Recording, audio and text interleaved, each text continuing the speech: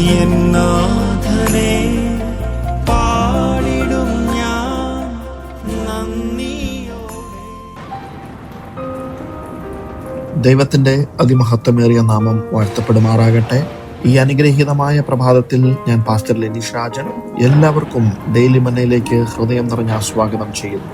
ഇന്ന് പ്രഭാത സമയം ദൈവം നമ്മളോട് സംസാരിക്കുന്ന വചനം മർക്കോസ് എഴുതിയ സുവിശേഷം 4-ാം അധ്യായം അതിന്റെ 38-ാം വാക്യം. അതിൽ ഇപ്രകാരം എഴുതിയിരിക്കുന്നു: അവൻ അമരത്ത് തലയണ വെച്ച് ഉറങ്ങുകയായിരുന്നു. അവർ അവനെ ഉണർത്തി, ഗുരു, ഞങ്ങൾ നശിച്ചു പോകുന്നതിൽ നിനക്ക് വിചാരമില്ലയോ എന്ന് പറഞ്ഞു. പ്രിയ ദൈവ പൈതലേ, ശിഷ്യന്മാർ യേശുവിനോടൊപ്പം പടകിലുണ്ടായിരുന്നു. എന്നാൽ അതേ പടകിൽ കൊടുങ്കാറ്റുമുണ്ടായിരുന്നു. യേശുവിനോടൊപ്പം നടക്കുന്നു എന്നതുകൊണ്ട് മാത്രം ജീവിതത്തിൽ പ്രതികൂലങ്ങൾ ഇല്ലെന്നല്ല, കാറ്റുകൾ ഇല്ലെന്നല്ല, ശോധനകൾ ഇല്ലെന്നല്ല, ബുദ്ധിമുട്ടുകൾ ഇല്ലെന്ന് അർത്ഥമില്ല. ചിലപ്പോൾ ഏറ്റവും വലിയ കൊടുങ്കാറ്റുകൾ അടിച്ചെന്ന് വരും.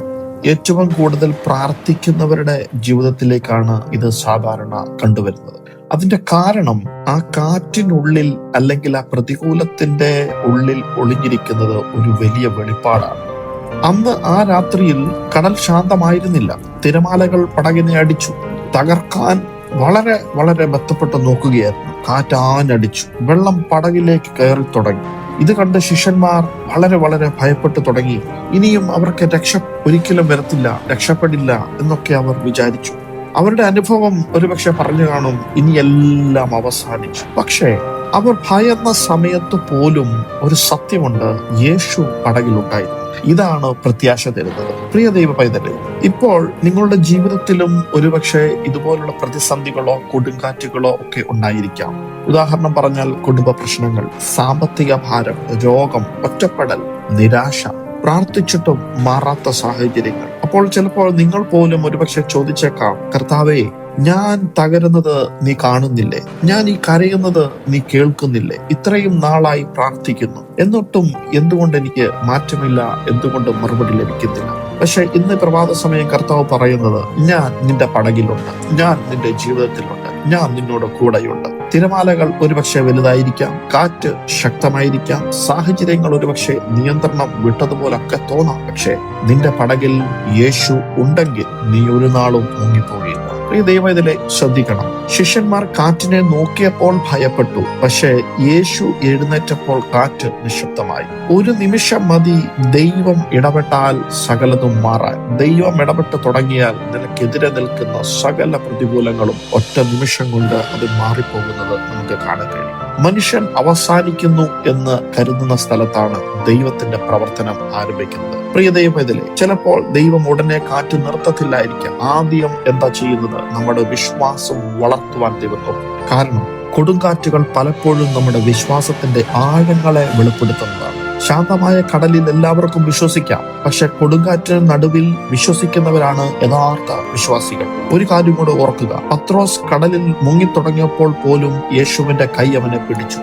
യോന കടലിലായപ്പോൾ പോലും ദൈവം അവനെ മറന്നില്ല. പൗലോസ് കപ്പൽ തകർന്ന രാത്രിയിലും ദൈവത്തിന്റെ ദൂതൻ അവന്റെ അടുത്ത് നിന്നു. അതുപോലെ തന്നെ നിങ്ങളിപ്പോൾ ഏത് കൊടുങ്കാറ്റിലായാലും ദൈവത്തിന്റെ കണ്ണ് നിങ്ങളുടെ മേലുണ്ട്. പ്രിയ ദൈവ പൈതലേ, ഈ കാറ്റ് നിന്നെ തകർക്കാനല്ല, നിന്നെ മുടിക്കാനല്ല, നിന്നെ നശിപ്പിക്കാനല്ല, നിന്നെ കൂടുതൽ ശക്തനാക്കാനാണ്, നിന്നെ കൂടുതൽ കരുത്തുള്ളതാക്കാനാണ്.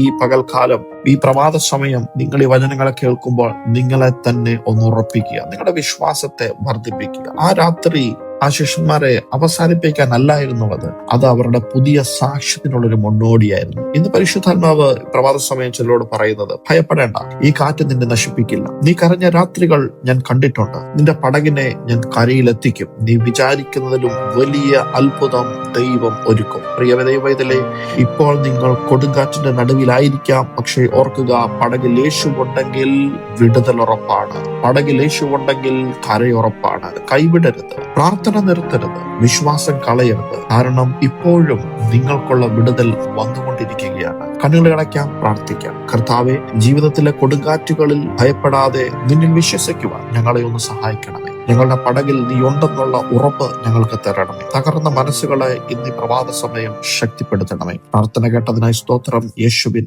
നാമത്തിൽ തന്നെ ആമേൻ. ഇതുവരെയും വചനം ശ്രവിച്ച എല്ലാവരെയും ദൈവം ധാരാളമായി അനുഗ്രഹിക്കട്ടെ. Have A blessed day. God bless you. പാടിടും ഞാൻ നന്ദിയോടെ.